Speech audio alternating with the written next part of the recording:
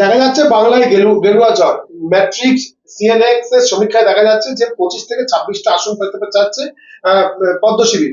ধস নামতে পারে তৃণমূলের ভোটের হারে। 17 থেকে 18তে আটকে যাবে তৃণমূল। এই যে বুথ ফেরত সমীক্ষা, এটা কিভাবে ব্যাখ্যা করবে?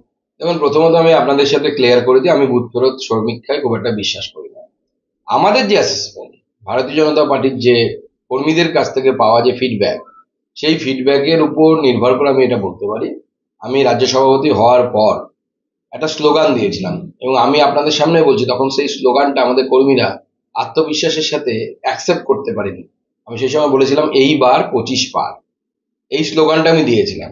যে তখন পার্টির অবস্থা এমন ছিল যে পার্টির কর্মীরা এটাতে বিশ্বাস করেনি। আজকে প্রায় 2.5 বছর পর এখন কিন্তু পার্টি শুধু নয়, প্রত্যেকটি নিউজ চ্যানেল থেকে শুরু করে সবাই বিশ্বাস করছে যে হ্যাঁ, বিজেপি 25-এর পার যাবে, এবং আমাদের টার্গেট হচ্ছে 30। 30 পর্যন্ত যতক্ষণ না পৌঁছচ্ছে আমাদের লড়াই চলবে, এবং 30 পৌঁছলেই তবে আমি ধরে নেবো যে হ্যাঁ, আমরা জিতেছি। সুকান্ত, সারা দেশে নিয়ে একটু যে বলা হচ্ছে যে এবারে 400 পার হবে না, ওই 300-র দিকে শুধুমাত্র বিজেপি থাকবে এবং সব মিলে 350 থেকে 370 পর্যন্ত যেতে পারে। ইঙ্গিত হচ্ছে দেশ জুড়ে ফের আবার ক্ষমতা আসছে মোদী সরকার। হ্যাঁ, দেখুন, মোদিজি ক্ষমতায় আসবে এটা নিয়ে কারো কোনো দ্বিমত নেই। এমনকি আমাদের অপোজিশন পার্টির যারা লিডার, তারাও জানে মোদিজি আসবে। সেটা তো 1 তারিখে মমতা বন্দ্যোপাধ্যায় ইন্ডি জোটের বৈঠকে গেলেন না। কেন গেলেন না? কারণ উনিও জানেন বৃদ্ধাশ্রম, পণ্ডশ্রম, পণ্ডশ্রম করে কোনো লাভ নেই। ইন্ডি জোটের পিন্ডি চটকে গেছে, ওই জোট আর চলবে না। ওই জোট এমন একটা নৌকো ছিল যেটা নৌকোটা ফুটো, মাঝিও নেই, কোন দিকে যাবে বোঝা যাচ্ছিল না। 4-5 জন মাঝি, এ বলছে বাঁয়ে চলো, ও বলছে ডায়ে চলো, ও বলছে এদিকে চলো, এই চলছে। মোদি আসছে, মোদির বিকল্প কিছু নেই। মোদিজি আসছেন, এবং মোদিজি আগামী দিনে ভারতবর্ষের প্রধানমন্ত্রী হিসেবে শপথ নিতে চলেছেন। লাল কেল্লায় মোদিজির হাতে তিরঙ্গা উঠবে।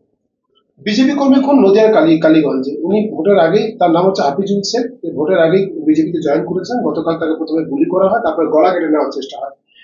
এইভাবে ভোট পরিবর্তিতে আবার হিংসা শুরু হয়েছে, বিজেপি কর্মীদের উপর আক্রমণ হচ্ছে। দেখুন, ভোট পরবর্তী হিংসা বসিরহাটে শুরু হয়ে গেছে, নদিয়াতে শুরু হয়েছে, দক্ষিণ কলকাতা অর্থাৎ কলকাতার প্রাণকেন্দ্র সেই জায়গায়, সেখানে আমাদের কর্মীদের মাথা ফাটানো, ধমকানো, চমকানো এগুলো শুরু হয়েছে। কারণ তৃণমূল কংগ্রেস বুঝতে পেরেছে তাদের সময় আসন্ন।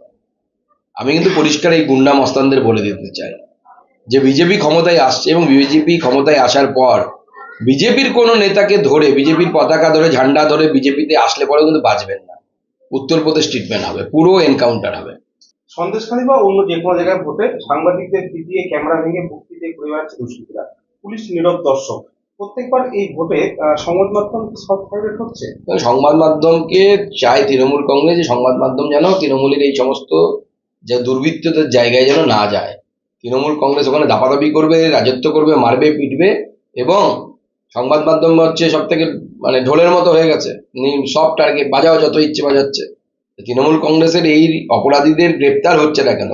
আমার মনে হয় ভারতবর্ষের, কলকাতার এবং ভারতবর্ষের যত প্রেসের যে সংগঠনগুলো আছে, আপনাদের পশ্চিমবঙ্গের মুখ্যমন্ত্রীর কাছে প্রশ্ন তোলা উচিত, ডিজিপি পুলিশকে চিঠি লেখা উচিত। কেন গ্রেপ্তার হচ্ছে না এরা? সাংবাদিককে মারার পরও, ক্যামেরা ভাঙার পর লজ্জা লাগে না এই ডিজিপি?